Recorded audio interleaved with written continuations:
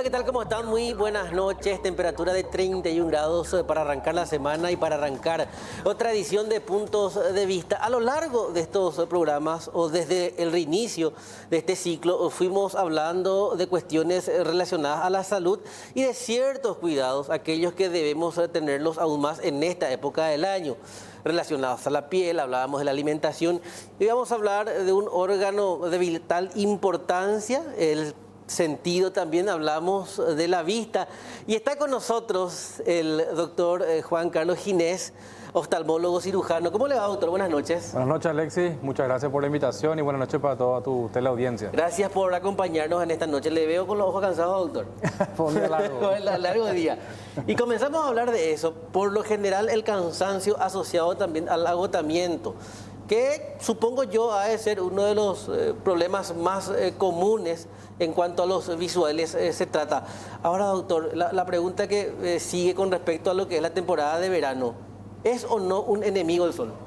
Bueno, el enemigo definitivamente no es un enemigo, ¿verdad? El sol hay que saber cómo manejarlo, ¿verdad? No solamente el sol incluso, ¿verdad? Uno está en estas temporadas donde el calor es tan agobiante, estamos como mucho también protegidos del sol dentro de la casa, con ventilador, aire acondicionado, mucha gente conectada a las pantallas, ¿verdad? Y ese suma otro aspecto, ¿verdad? Que es el del ojo seco, ¿verdad? El del síndrome visual informático, por ejemplo, donde el paciente está expuesto a una pantalla y donde se demostró de que parpadear normalmente de 15 a 20 veces por minuto, eso disminuye a 3 a 4 veces. Entonces, la película de lágrima que protege la superficie se evapora, sobre todo en un ambiente seco, con aire acondicionado, ventilador, y eso produce un resecamiento de la superficie, ¿verdad? Entonces, el estar concentrado, leyendo, hace que parpadeemos menos, se lubrica menos, y eso también lleva al ojo rojo, al ojo seco y a las molestias, ¿verdad? Entonces, el paciente te suele contar, cierra el ojo, le arde y se tranquiliza un poco y continúa otra vez, ¿verdad? Ese es uno de los aspectos cuando estamos protegidos del sol, ¿verdad? El otro aspecto es cómo estamos expuestos, ¿verdad? Ahora, ¿por qué dejamos de parpadear cuando estamos concentrados en una situación? Y principalmente me refiero a las pantallas y a las computadoras, los teléfonos ahora, doctor. ¿Es una cuestión relacionada a un mecanismo de defensa o simplemente la concentración hace que se nos disperse el parpadeo? Es la atención. Estamos atentos a eso, estamos atentos a qué va a ocurrir ahí y entonces dejamos de lado ese aspecto que realmente es autómata, ¿verdad? Sí. O sea, autonómico, ¿verdad? Se parpadea sin que uno quiera, o sea, es algo que es voluntario, pero generalmente es algo involuntario, ¿verdad? Entonces se deja que siga su programa, eso como tiene que seguir, pero con esas consecuencias que frecuentemente los pacientes consultan durante todo el año realmente, ¿verdad? A propósito de ese punto en específico, doctor, 2 años de pandemia, mucha gente se vio obligada a encerrarse en sus casas y trabajar, el famoso teletrabajo, eso que implica estar conectado mucho tiempo a este dispositivo o al teléfono celular. Es decir, en este periodo de tiempo hubo aumentos de consultas relacionadas a problemas directamente vinculados con las pantallas. Altísimo grado de consultas, de cuestionamiento de los padres, de preguntas que hay que hacer, cómo hay que manejar, sí. ¿Verdad? Y a esto estuvimos expuestos en todo el mundo. Esto le pasó a toda la población mundial, ¿verdad? Tener ese encerramiento que obligó entonces a buscar alguna otra actividad de información, teletrabajo, educación. Bueno, el dispositivo llegó para quedarse y cada vez más eficiente, ¿verdad? Bueno, lo que ocurre también cuando estamos a una cierta distancia, el sentido de la vista está en reposo cuando ve de lejos. El infinito para el sistema óptico es 6 metros. Cuando miramos a más de 6 metros, el ojo está en reposo. Cuando miramos más cerca de eso, el sistema muscular de enfoque empieza a trabajar y los músculos hacen una contracción que hacen que puedas ver cada vez más cerca, ¿verdad? Entonces, cuando nosotros estamos mirando a 30 a 40 centímetros, hay un esfuerzo muscular que está involucrado en el enfoque. Cuando hacemos eso permanentemente durante horas, incluso hay contracturas musculares. Es como correr una maratón y no descansar. Entonces hay algo que hace muchos años conocemos, que es la regla del 20-20-20. La regla del 20-20-20 es descansar descansar cada 20 minutos mirando un objeto a más de 20 pies, que son como 6 metros, ¿verdad? Unos 20 segundos. Con eso logramos un objeto de aquí a 6 metros, 20 segundos. 6 metros, miramos un ratito, eso te obliga a parpadear un poco, se lubrica la superficie, el mecanismo de contractura se relaja y es como parar un minuto en una maratón.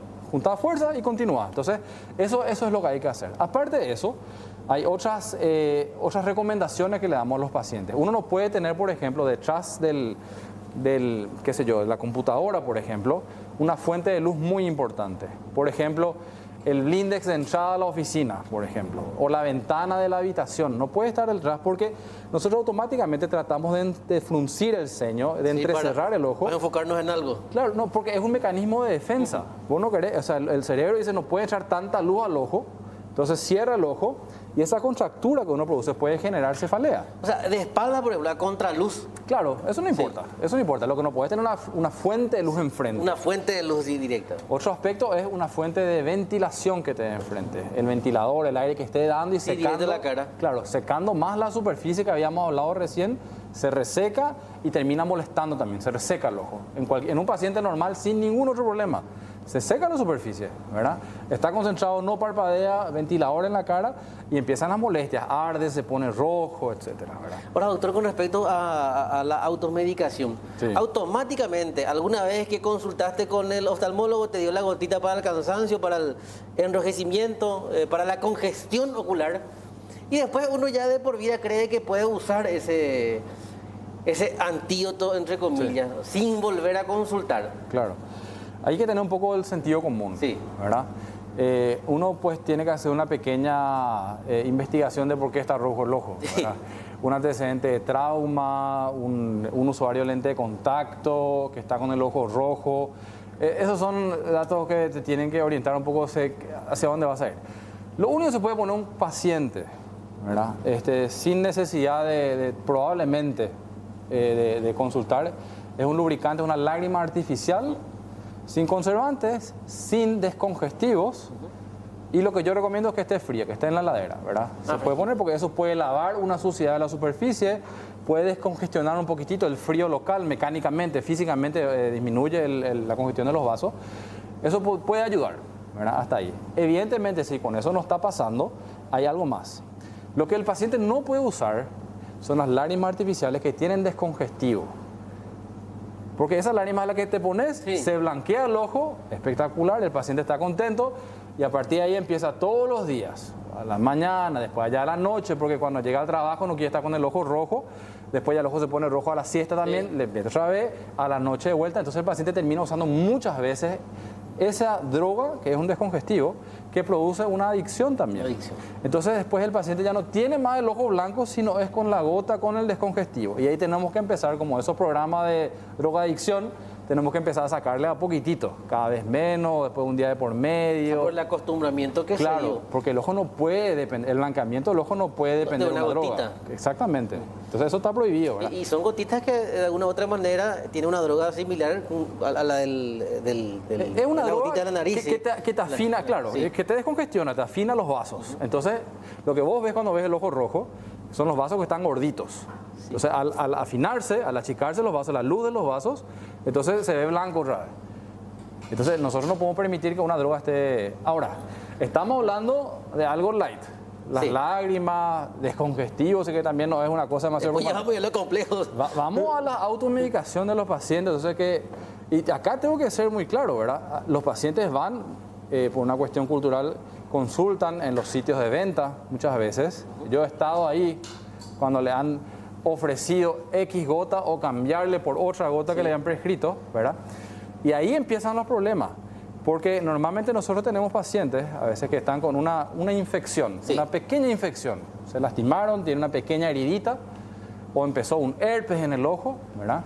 Entonces van a este lugar, piden algo para el ojo rojo, y entonces ahí viene lo más temido para nosotros, ¿verdad? El corticoide.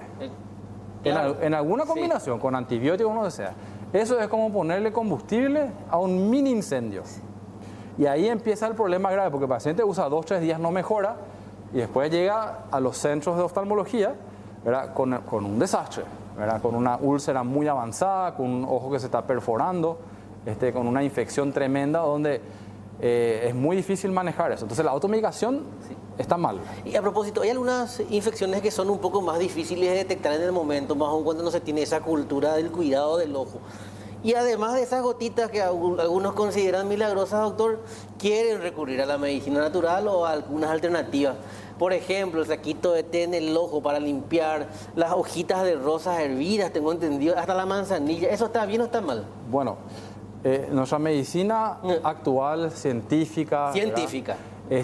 se basa mucho en una medicina tradicional, ¿verdad? En la observación de qué hicieron en la antigüedad, las propiedades de ciertas hojas, o sea, está todo muy bien, ¿verdad? Pero nosotros no podemos permitir que algo que no esté estéril entre en contacto con el ojo, ¿verdad? Algo que esté por fuera, un saco de manzanilla tibio, frío, fantástico, genial, no hay problema. Los pétalos de rosa, doctor, con el algodoncito. Bueno, otra cosa es que se abran el ojo y metan, como hemos tenido pacientes que han usado leche de mamá que están amamantando. Justo eso te iba a preguntar también, doctor. Orina de sapo. Orina de sapo, doctor. Azúcar. ¿Por qué pipí de sapo?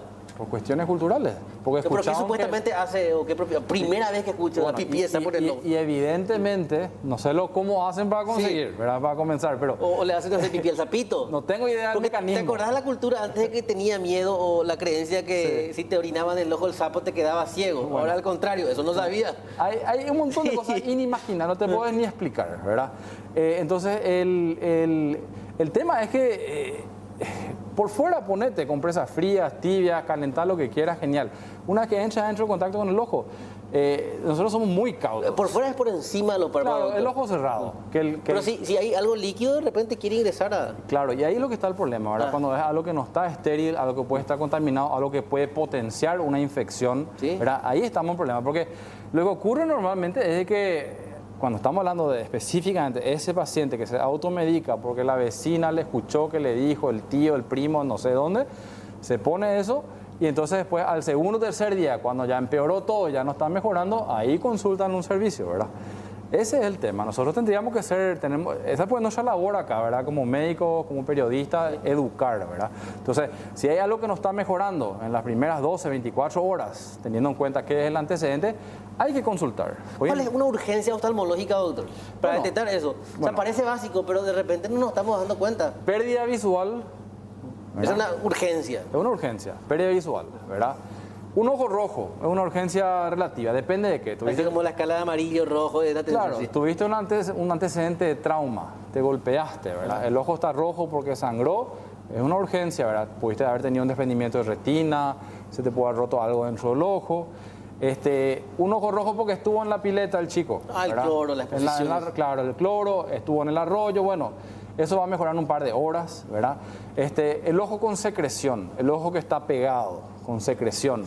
Esa es una urgencia también, es una conjuntivitis que hay que definir qué tipo de conjuntivitis es, ¿verdad? Pacientes con lentes de contacto que generalmente están bien entrenados, ¿verdad? Sí. Cualquier molestia en el usuario de lente de contacto tiene que consultar inmediatamente, porque lo primero que tenemos que descartar es que no sea una infección de la córnea, porque esas son graves de tratar, esas son difíciles de tratar, ¿verdad?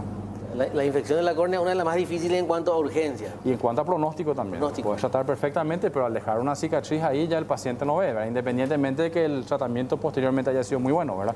¿Cuáles son las enfermedades que más lesiones dejan en el ojo? De esas sencillas que uno cree que es algo típico, inclusive normal, hasta cíclico.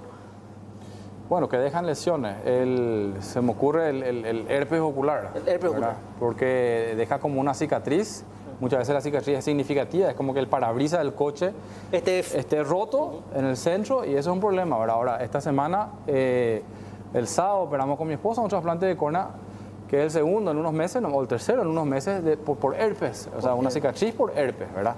¿Por qué se llega al herpes oftalmológico? Y el herpes es una infección viral que se resuelve en el momento, pero el virus queda en el sistema esperando a una baja. ¿Pero son frecuentes, doctor? Es frecuente, muy frecuente. De la baja de la inmunidad. Es un paciente que ya tiene los herpes. Sí. ¿Verdad? ¿En cualquier parte del cuerpo? Puede ser, sí. Generalmente es el herpes el ocular, ¿verdad? Que está cerca de la cara. No estamos hablando del herpes genital, ¿verdad? Claro, porque me refiero al fuego que nos sale en la boca de repente. Claro, es un antecedente para tener. Es un antecedente. Es un antecedente. Entonces, que suma puntos a favor de que podemos estar hablando de un herpes ocular.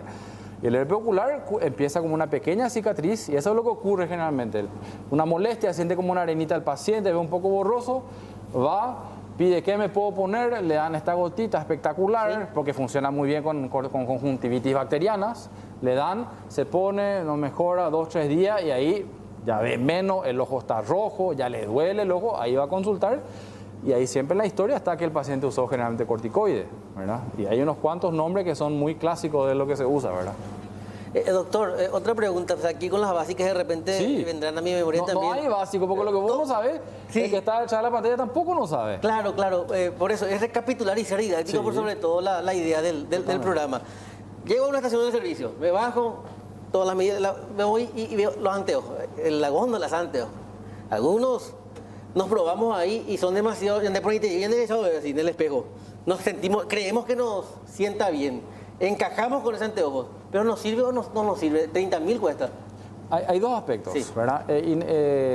Uno es, a veces no sabemos si ese lente tiene protección ultravioleta. Eso es un aspecto.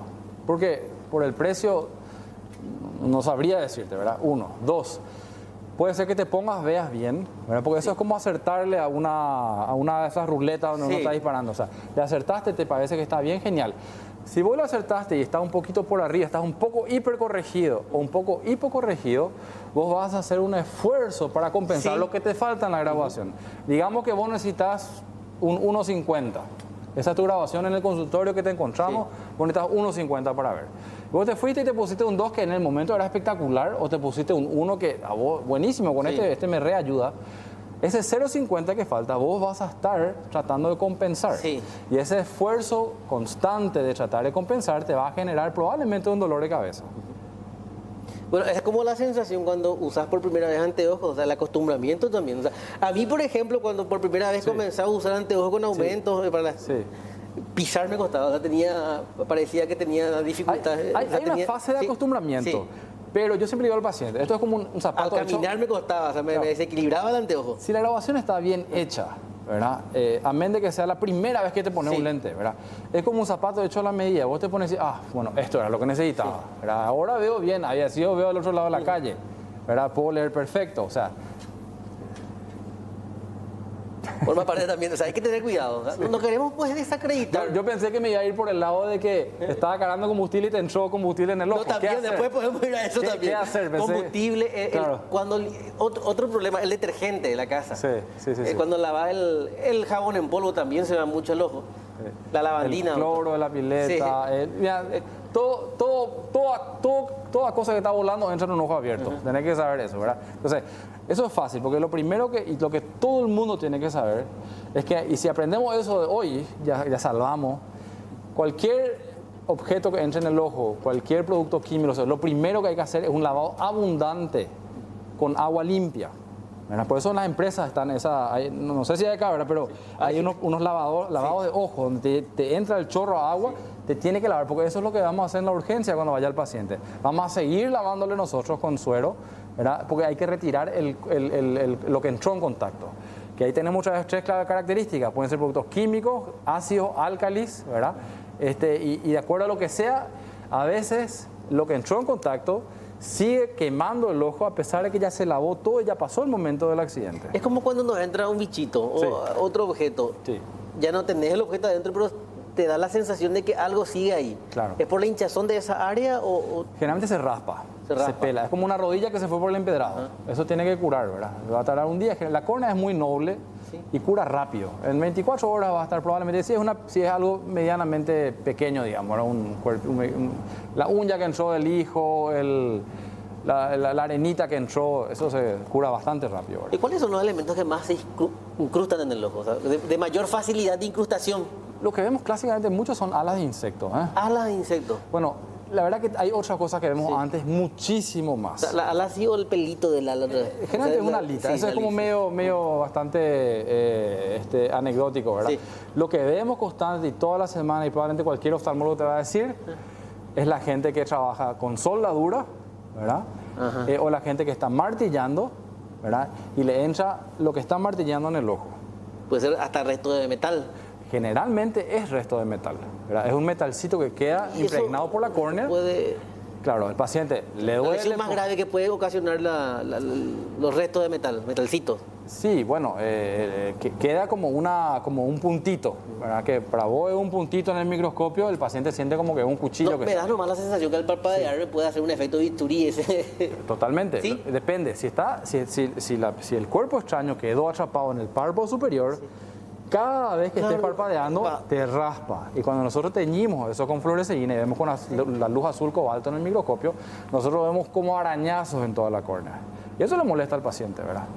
Entonces, pero te cuento, me acuerdo mucho, cuando yo era residente recibí un paciente que estaba martillando hielo, ¿verdad? Y hielo, o sea, el paciente ya martillado, le entró un hielo puntiagudo, le perforó la córnea y no había cuerpo extraño porque obviamente se derritió, ¿verdad? Se derritió. Entonces, ese es otro aspecto, ¿verdad? Pero hace poco operamos un paciente que estaba usando una de estas sierras para cortar madera, Sí. con unos dientes de metal, de diamante, dijo que eran. No sé. La famosa sierrita. Sierrita, Una no le ¿verdad? dicen. Una Sí. sierra circular, ¿verdad? Bueno, uno de esos dientecitos terminó en la cámara anterior del ojo. Terminamos con una cirugía muy grande para sacar el cuerpo, el paciente hizo catarata, te digo, o sea, bueno, ¿y cuál es el punto de todo eso? Sí. Protección. Sí. Protección, ¿verdad? Como prácticamente todo lo que conversamos relacionado a la salud. Protección. Esa alita del insecto en el que va en la moto, porque tenemos muchos pacientes en moto que le entró algo mientras manejaba. Casco, protección, lentes, anteojos, ¿verdad? Vamos a evitar muchísimos problemas y muchísimo gasto en salud pública y en tiempo, porque ese paciente no puede trabajar, está con dolor, hay que darle analgésico, tiene ya un reposo. Eso sí no hay que operarle. Eso sí no se infecta lo que sea que le pasó, ¿verdad? Entonces, protección, lavado abundante con agua, ¿verdad? Antes de la entrada del cuerpo extraño con algo. Si no mejora inmediatamente, consultar a algún oftalmólogo, ¿verdad? Doctor, lesiones más graves, las más complejas, las que hacen inclusive hasta difícil que el paciente vuelva a ver, o sea, de las más comunes. Bueno, y te digo, ahora mismo viene en mente uno que estaba usando una sierra. Que es la que me mencionaba recién. Este es otro, ¿verdad? Este es otro. Claro, y La había sombra. una especie de tuerca o lo que sea y rebotó eso. Rebotó y le cortó todo esto, obviamente, con la mitad del ojo también. O sea, accidentes tenemos para contarte, pero muchísimo, ¿verdad? Accidentes químicos, con químicos que entran, siguen comiendo la córnea, tenemos que hacer trasplante con membrana amniótica para tratar de salvar el órgano, para que después esté en condiciones de hacerle un trasplante de córnea. O sea, son cosas que nosotros también tenemos que aprender nuestra responsabilidad. Un paciente que está destinado a necesitar un trasplante de córnea, donde una familia entonces dona la córnea al familiar fallecido, nosotros le honramos y le trasplantamos, genial. Ahora, ese que no estuvo usando una protección, ¿verdad? Ese que no se puso su casco, que no se puso el lente. Por algo prevenible. Claro. Entonces tenemos que tener una responsabilidad nosotros también. Y como manejar la moto sin casco. Es prácticamente lo mismo. 21 con 24 minutos. Me decía hace rato ya, Pitoni, que tenemos consultas de los televidentes, doctor. Pero bueno, la pasión también de entrevistar y conocer más aspectos. O sea, de repente uno va conociendo hasta historias cuando habla de salud oftalmológica y de otros puntos también. ¿Qué dicen los mensajes, Pitoni? A ver, rápidamente. Ay, me abre el ojito la criatura. No, ¿me puedes bajar? Bueno, hola doctor, mi hijo nació con un problemita en su ojo izquierdo, como un bultito, como si fuera una carnita. ¿Cómo puedo solucionar? Dice. Y muestra ahí el ojito, doctor. Evidentemente lo mejor que puede hacer ahora es consultar. Bueno, eso tiene, Sí. no sé hasta dónde nosotros podemos, primero hay que aclarar, la Sí. imagen no se ve nítidamente. No se ve nítidamente. No podemos hacer diagnóstico así por esta imagen y la Pero habla de una responsabilidad. carnita, o sea, Claro, eso es lo que más... tiene aspecto de que es un tumor limbar, lipodermoide, que es benigno, que es como el crecimiento de un tejido que hay donde hay grasa y diferentes tipos de tejido, ¿verdad? Que viene bastante atrás. Eso hay que consultar con el oculoplástico, ¿verdad? El especialista en oculoplástico hace la parte de órbita. Y todos los servicios grandes de oftalmología tienen un especialista en la parte privada y en la parte pública. ¿La parte ¿verdad? pública? También, ¿Servicio claro. oftalmológico? En la Universidad Nacional. ¿Pediátricos también? También, por Acostañú? supuesto. Acostañú tiene oftalmopediatría, Sí. El Hospital de Clínicas tiene oculoplástica, tiene oftalmopediatría, obviamente, también, ¿verdad? La Fundación Visión también tiene oculoplástica. En el centro oftalmológico también. Tiene un servicio social también la Fundación Visión. También, Sí, también, ¿verdad? Y en clínicas tenemos varios colegas que se encargan de la parte, varios colegas plásticos y oculoplásticos. Bueno, ahora, lo recomendable, hicimos un diagnóstico en base a una presunción, es que consulte lo más rápido posible con un... consultar, ¿verdad? Sí. Para estar seguros. Buenas noches, una consulta, ¿por qué se seca mucho mi ojo cuando salgo al sol? O sea, me arde mucho cuando se seca. De Pirayú soy. Bueno, entonces hay que cambiarse de ciudad porque... No, mentira. No. Linda la ciudad de Pirayú. No dudo. Está hablando de un ojo seco, ¿verdad? Hay que ver si no tiene una limitación, ¿verdad?, para la producción de lágrimas, ¿verdad? Muchas veces enfermedades reumatológicas se manifiestan como ojo seco, boca seca. Entonces hay que investigar un poco eso, ¿verdad? Pero hay que ver, ¿verdad? Un poquitito, es como un poquito muy vaga la pregunta, Sí, ¿verdad? sí. Hay que investigar un poquitito. Bueno, seguimos leyendo más mensajes de los televidentes que rápidamente se comunican con nosotros. A ver, referente a donaciones de órganos, ¿es factible que una persona con cáncer de páncreas pueda donar su córnea cuando ocurra el desenlace? Perdón si no hago el tema de hoy, pero es atendible la respuesta teniendo en cuenta la necesidad. Claro. Bueno, primero yo soy un apasionado del tema de trasplante porque Sí. creo que es algo que va mucho más allá que nosotros. Nosotros somos un instrumento para llevar a cabo una misión demasiado grande, que es la que un ser humano, entonces, con su grupo familiar, haya decidido que en el momento que ocurra algo así, ellos den una parte de ellos para que siga viviendo en otra. ¿Verdad? O sea, es algo que es demasiado atendible, por todo, nos llega muy profundo a nosotros, ¿verdad? Porque somos una pequeña parte de ese proceso, ¿verdad? Donde se demuestra una manera que el amor al prójimo es como tendría que estar planeado todo esto realmente, ¿verdad? Hay una lista de indicaciones y de contraindicaciones, ¿verdad?, que se puede encontrar en el Instituto Nacional de Ablación y Trasplante sí. del Ministerio de Salud, ¿verdad?, que dice qué casos, por ejemplo, no son compatibles con donar una córnea. Ejemplo, pacientes con vaca loca, con enfermedades infectocontagiosas, pacientes que han tenido tatuajes en los últimos 6 meses, pacientes con muerte que no está, por ejemplo, o sea, no se pudo llegar al diagnóstico por qué falleció el paciente. Acá tenés que tener en cuenta, en el caso de las córneas, nosotros, por ejemplo, se hace la donación, el equipo de captación capta la córnea, esa córnea no se usa inmediatamente como otros tejidos donde tenemos ya los quirófanos preparados, el trasplante de hígado, renal. Nuestra córnea va al banco de tejidos donde se analiza para ver, uno, si no hay riesgo de contagio de ninguna enfermedad de ese tejido, y dos, si la córnea es ópticamente un tejido que va a servir para ver a otra persona. Entonces, porque tiene que tener esos dos checks para Tiene que poder... tener los checks. Ahora, doctor, esta es una consulta y quiero ampliarla. Sí. Buenas noches, el uso de celular es dañino para la vista. Pero quiero anexar a esta pregunta la mía. Por favor. En casa, 3 niños, 17, 9 y 3 años.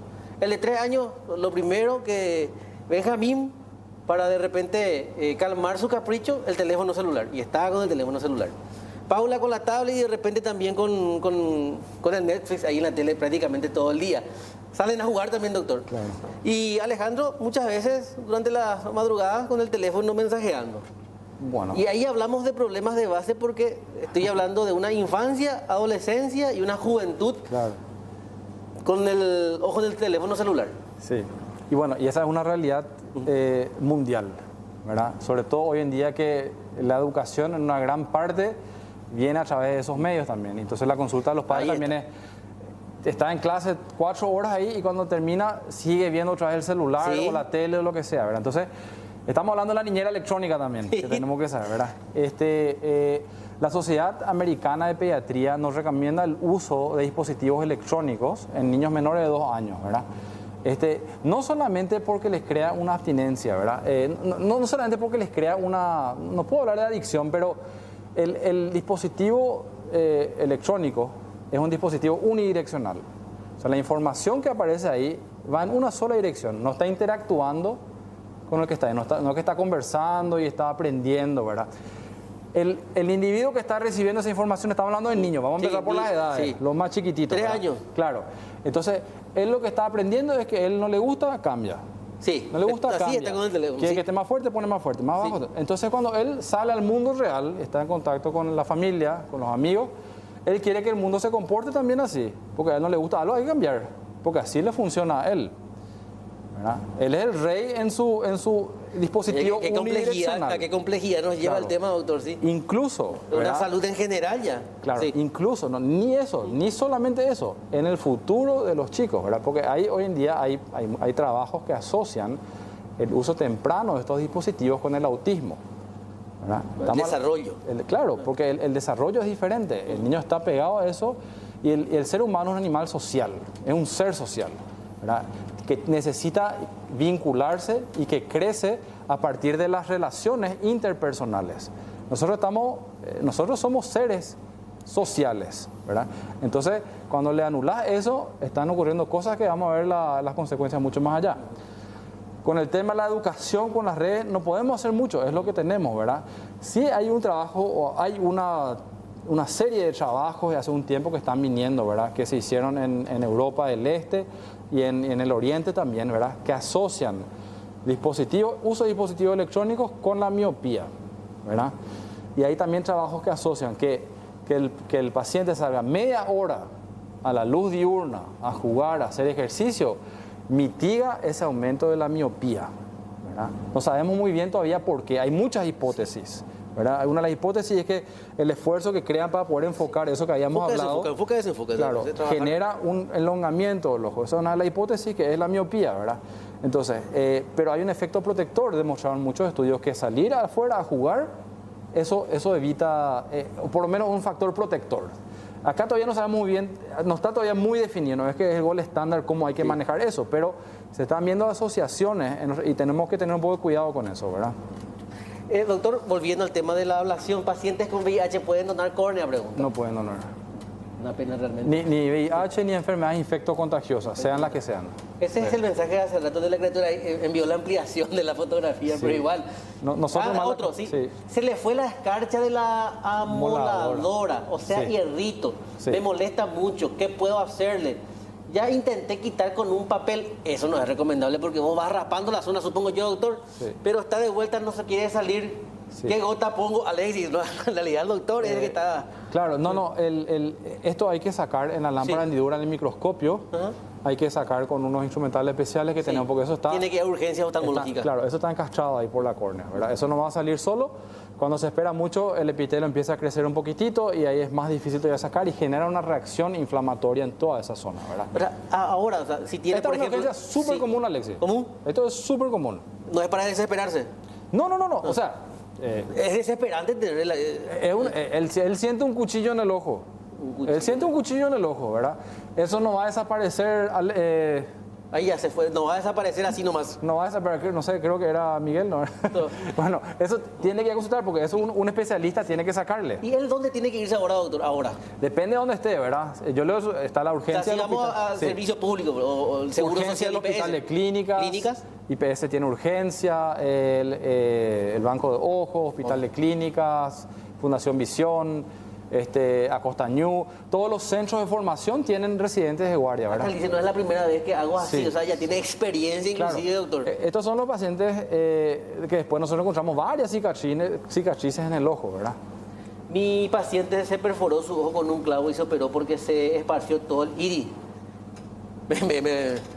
Me impresiona un poco bueno, es más que una pregunta, es una anécdota. Es un compartir lo que le pasó, ¿verdad? Un compartir de lo que pasó. Y bueno, acá, para que aprendamos todo, ¿verdad? ¿Será que si usaba un protector no le iba a pasar, verdad? Quiero saber cuánto me va a costar para operarme. Tengo carnosidad y no puedo ver casi porque trabajo en construcción. Bueno, lo primero que hay que hacer es identificar si la carnosidad, el nombre científico es pterigion, es el responsable de que no vea, ¿verdad?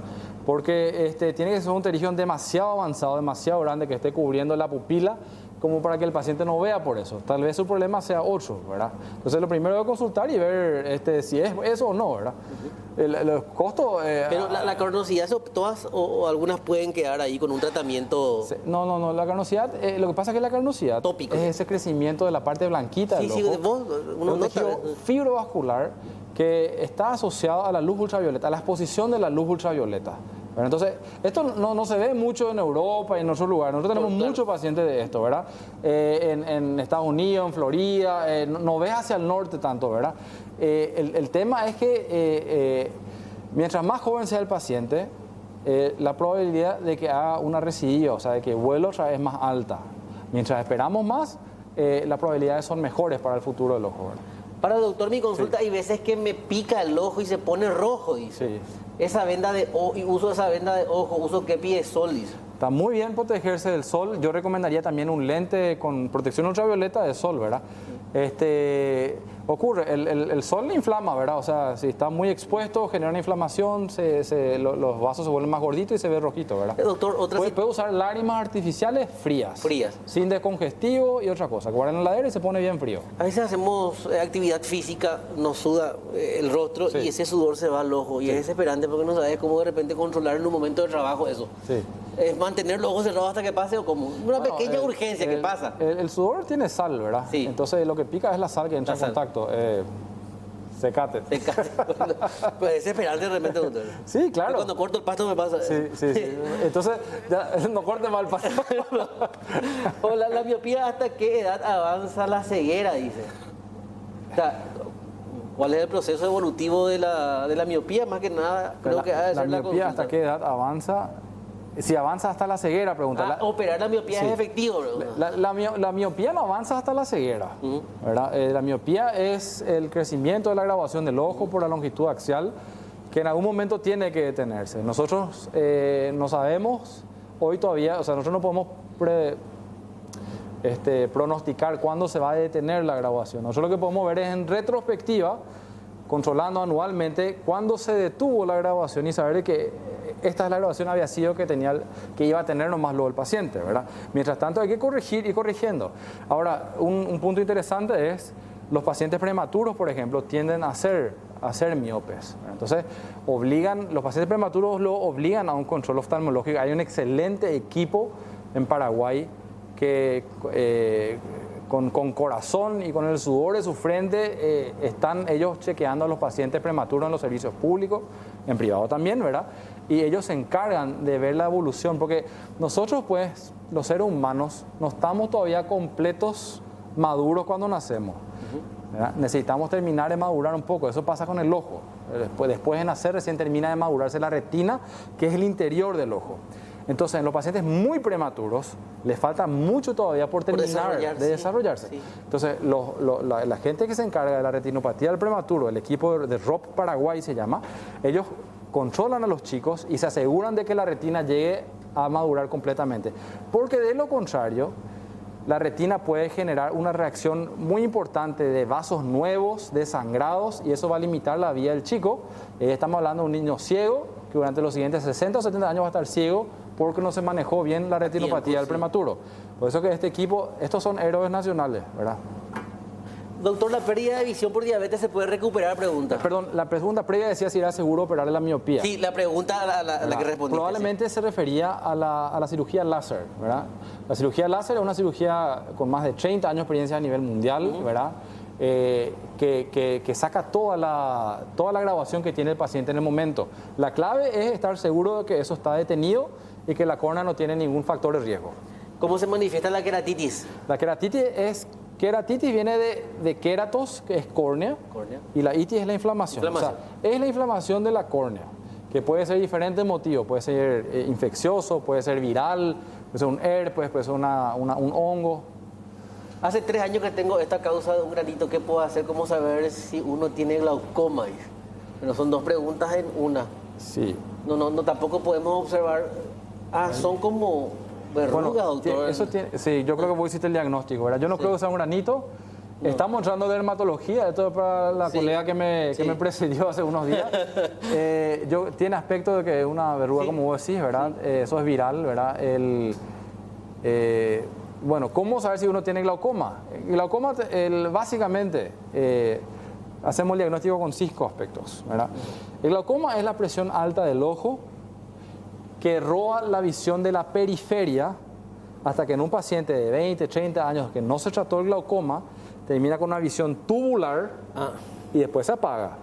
Es una de las causas más frecuentes de ceguera en el primer mundo, sí. ¿Verdad? Porque lo que se roba nosotros ya no podemos recuperar. ¿Por qué? Porque la presión alta del ojo lastima la estructura más noble o más débil del ojo, que es el nervio óptico.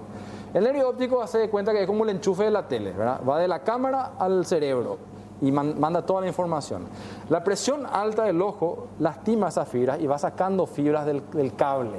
Entonces, y si va quedando sin píxeles el ojo. Va quedando sin cables, eso empieza por la periferia, el paciente no se da cuenta, sí, por eso le llamamos el ladrón silencioso. El ladrón silencioso. Hasta que el paciente, o sea, el diagnóstico se hace, hay un componente genético, hay que ver en la historia familiar, se hace un campo visual, que es finalmente que es uno de los aspectos importantes, ver qué es lo que está viendo el paciente. Se tapa un ojo por vez, en una máquina especial aparecen unos puntitos y se van apretando y va marcando qué es lo que el paciente ve o dejó de ver. En una consulta normal de oftalmología, que es para la graduación del anteojo, no encontramos el glaucoma. La consulta de oftalmología generalmente incluye, ¿verdad?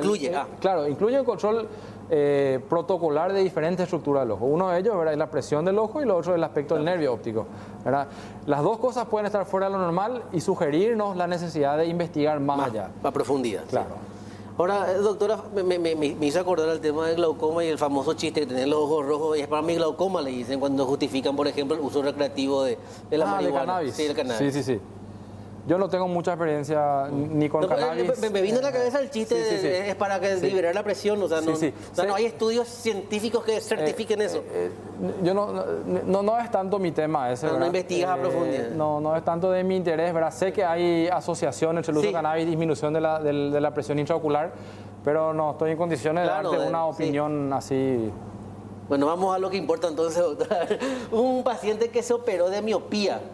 Excimer láser, ahí lo que explicaba usted recién, doctor. Sí. ¿Puede volver a operarse de miopía si es que vuelve la miopía? Bueno, en principio sí puede volver a operarse, ¿verdad? Pero hay que ver, nosotros lo que hacemos con el láser es tallar la córnea. La córnea es como la primera ventana del ojo. Sí. Tiene un grosor promedio, 500, 550 micras, o sea, la mitad de 1 centímetro tiene, ¿verdad? Nosotros con el láser tallamos la córnea y le damos la forma como para que la imagen quede en la retina, se enfoque en la retina del paciente, vea nítido. Nosotros consumimos una cantidad de tejido con el primer procedimiento, ¿verdad? Si hay otra vez si vuelve un poco de la graduación, ya no es la graduación que faltó operar, porque el láser es muy preciso, ¿verdad? Es una graduación nueva, o sea, el ojo decidió crecer un poco más. Hasta cierto punto, con datos coherentes, se puede volver a hacer una reintervención. Hay que ver, ¿verdad?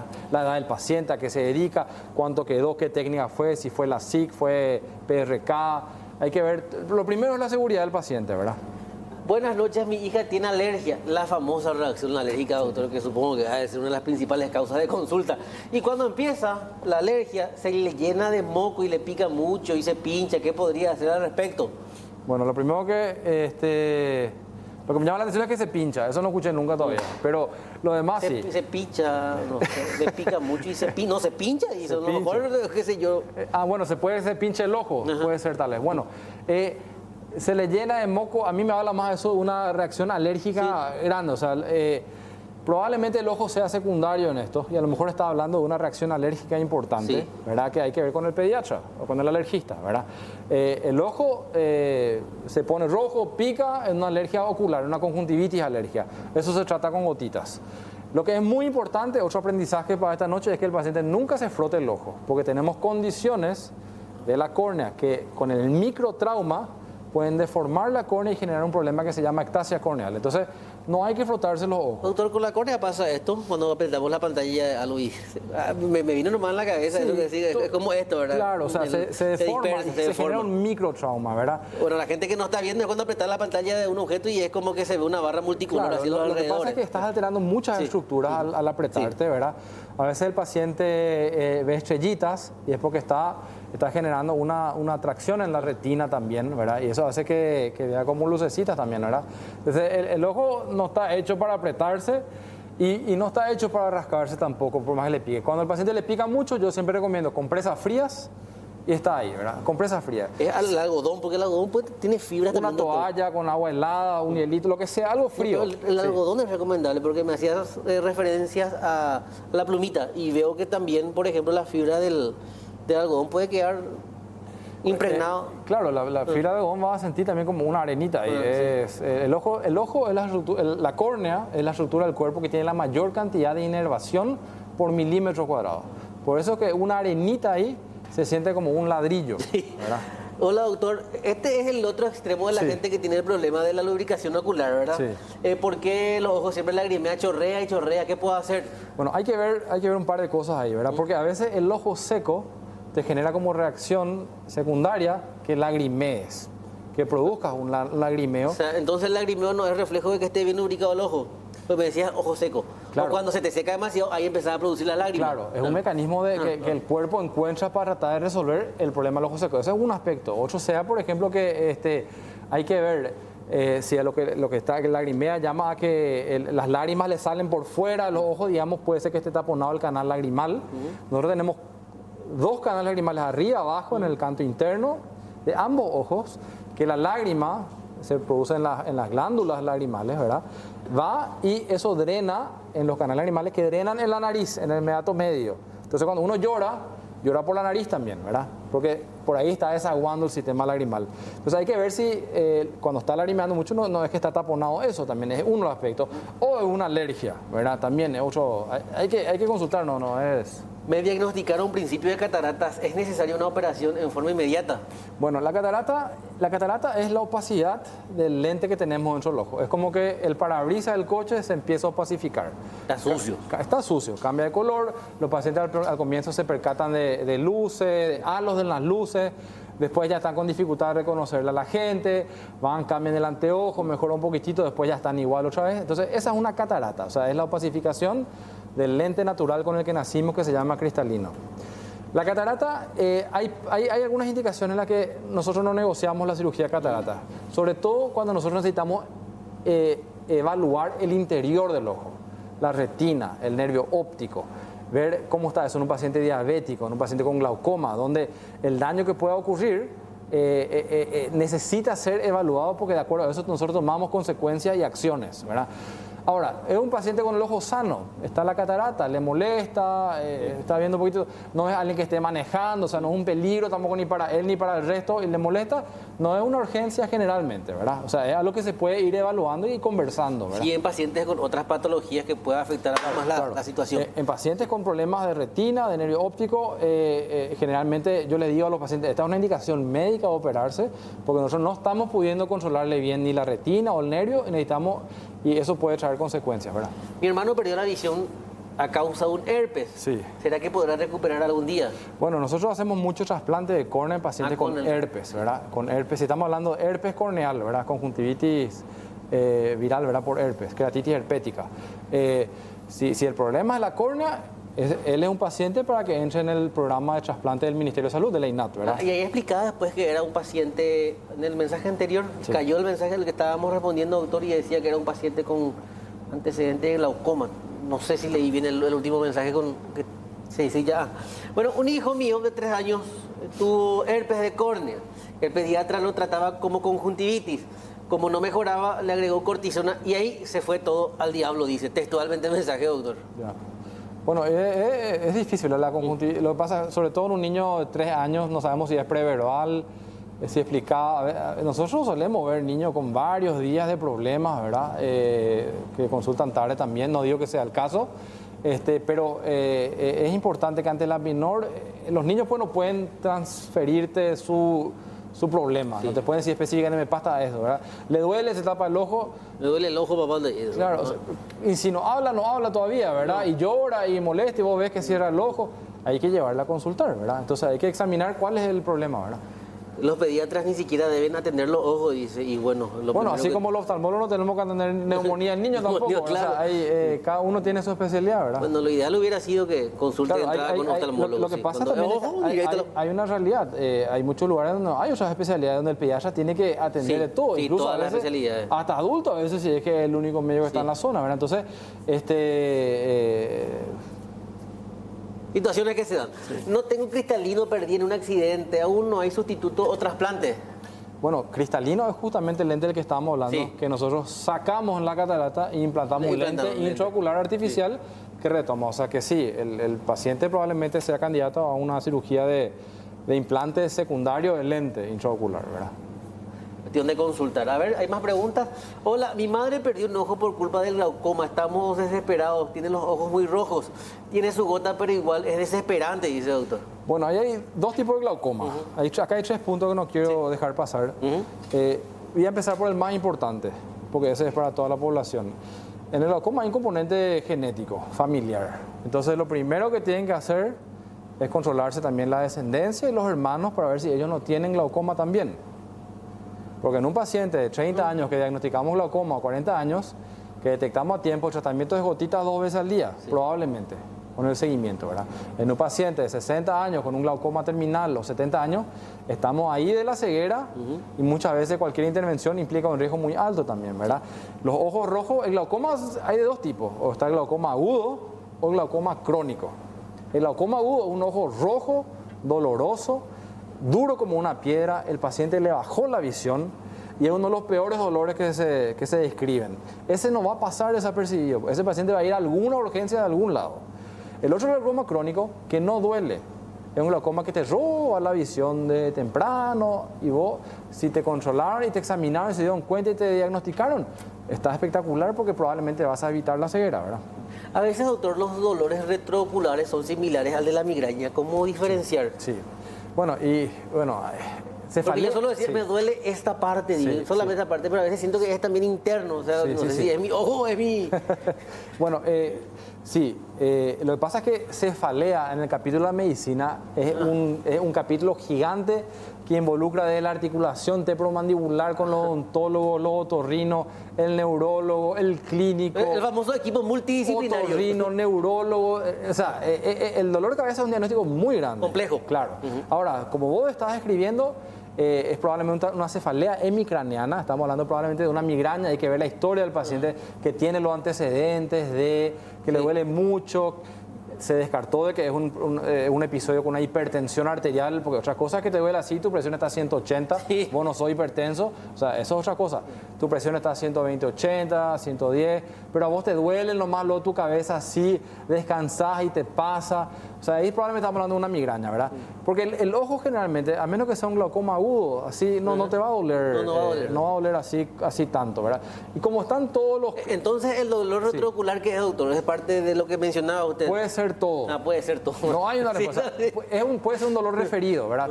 Vos jurás que está el dolor ahí atrás, ¿verdad? Pero es nuestra parte. Entonces es como referencia al retroocular. Claro. Pero es importante consultar por eso, ¿verdad? Yo hace poco tuve una paciente que se quería operar de pterygium, porque a ella le culpaba al pterygium del dolor retroocular, ¿verdad? Y hicimos todo el diagnóstico, le examiné, ¿verdad?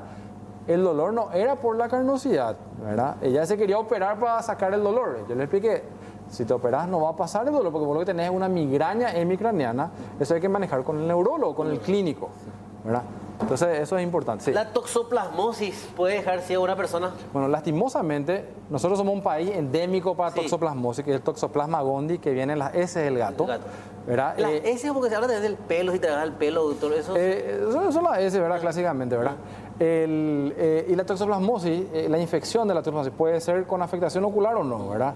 En inmunodeprimido es mucho más severa la infección, pero cuando hablamos de toxoplasmosis ocular, tiene una predilección el toxoplasma por hacer una cicatriz en la zona de mejor visión del ojo. Y sí, puede dejar ciego en la zona de mejor visión del ojo la toxoplasmosis, ¿verdad?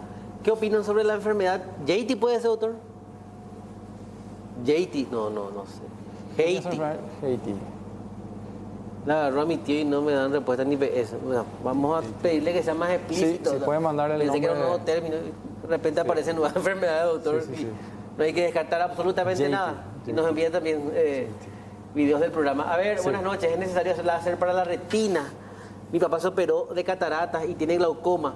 En el derecho y se le complicó, tuvo un coágulo de sangre, le hicieron lavado de cámara y ahora se desprendió la retina y está por perder el ojo. No entiendo por qué llegó hasta ese punto. Y ahora le piden para proteger el izquierdo con láser. Uf. Bueno, por lo que yo entiendo, estamos hablando acá de un paciente, puede ser un paciente tal vez diabético, ¿verdad? O con algún otro problema de la retina. Hay diferentes tipos de láser, ¿verdad? Y cuando a veces el paciente, o vos escuchás que los pacientes hablan de láser, están hablando de manzana, pera, sandía, y son diferentes tipos de láser. El láser para la retina es una herramienta magnífica que nosotros tenemos para evitar desprendimientos de retina, para evitar sangrados es un elemento protector para la retina. Eso lo hacen los médicos con mucha experiencia, ¿verdad? Entonces, si le dijeron eso para proteger el otro, yo probablemente iría por ese lado, ¿verdad? Debe ser que... Hola doctor, yo no puedo mirar arriba, abajo ni a los costados, se me traba y tengo visco, no se me puede recetar el anteojo exacto después de tanta cirugía de maxilofacial. Bueno, si no puede mover el ojo, está con una parálisis del ojo, ¿verdad? Acá la pregunta es si eso es una parálisis que es primaria, o sea, ¿él nació con eso o es secundario a algo, ¿verdad? Porque consecuencia dice, después de tanta cirugía del maxilofacial... ¿Alguna cirugía reconstructiva, doctor? No, pero maxilofacial... Mira, son muy pocos los cirujanos maxilofaciales acá y son muy buenos, ¿sí? ¿Verdad? Y hay que ver por qué se hizo una cirugía maxilofacial, pues ellos trabajan en casos de sí, traumatismo de o de traumatismo muy graves, ¿verdad? Entonces la afectación suele ser muy grande. Hay que ver, ¿verdad? Hay que ver cuál es la restricción que está generando el ojo, ¿verdad? 21,56, temperatura de 31 grados, herpes varicela de zóster ocular es parecido a la toxoplasmosis, que deja cicatriz en el centro ocular y qué solución hay para mejorar la visión, que muchas preguntas interesantes, doctor. Todo es interesante. Sí. Bueno, a mí me apasiona la oftalmología, así que para mí pasaron 15 minutos pausa, que empezamos. Ni pausa, doctor, te hicimos ir. Tenemos que irnos, eso es lo peor. Porque se durmió el que está manejando, me parece. No. Bueno, mira, sí, los dos son infecciones que dejan cicatriz en el ojo. Uno deja en la córnea, en la parte anterior del ojo, y el otro deja la cicatriz en la retina, a 22 milímetros del otro, ¿verdad? Son en lugares diferentes. El problema es que la toxoplasmosis que se genera en la retina generalmente no tiene solución, porque es una cicatriz. La cicatriz pues ya es un tejido que apareció para curar una zona enferma. Es un tejido diferente al resto que está alrededor. La retina es un tejido neurológico. La retina es parte del cerebro prácticamente, ¿verdad? Entonces, la cicatriz, cuando una infección y cura, como esas cicatrices en la piel, es esa misma cicatriz ahí, es diferente, ya no tiene la función de transmitir la imagen. En la córnea ocurre lo mismo, cura con una cicatriz, se perdió la transparencia de la córnea del parabrisas del coche, pero se puede hacer un trasplante de córnea, que es lo que estamos hablando. Bueno, doctor, esto podría ser, cada tanto me pone rojo y me arde, algo que pueda ponerle y veo una inflamación, es lo que yo veo, doctor. O sea, sí. ¿Esto qué podría ser? Bueno, si estamos, a mí me impresiona que puede ser una inflamación de la parte nasal del ojito, ¿verdad? Yo le recomiendo a esta paciente lubricantes, lágrimas artificiales frías, una compresa fría, y si con eso no pasa, bueno, hay que consultar, ¿verdad? Bueno, doctor, realmente fue apasionante esta charla, lo hicimos prácticamente de manera ininterrumpida. Y solo una pequeña frase que me llamó mucho la atención, que también trató de hacer preguntas muy humanas. Nosotros somos instrumentos, dijo, ¿de la ciencia o de algún ser superior? Y bueno, y esa es una pregunta que cada uno tiene que hacerse, ¿verdad? Bueno. Nosotros somos, los médicos yo creo que somos hijos de la ciencia, ¿verdad? Y muchos creemos, ¿verdad?, en que hay algo más, ¿verdad? Pero yo te mencionaba eso justo en el momento cuando hablamos del trasplante. Donde se traspasa todo lo que es y se da lo que es lo mejor de la humanidad. Porque a mí me toca mucho estar en el área de trasplante, ¿verdad? Y ese ser querido que falleció, ¿verdad?, y que la familia tome esa decisión tan difícil en ese momento, ¿verdad?, a nosotros nos habla de que hay algo mucho más allá que nosotros mismos. Está el amor al prójimo, está en pensar en que lo que ocurre es que esta gente le da una oportunidad nueva a muchísima gente que ya no podía ver, que no podía trabajar, que no le podía ver a su familia.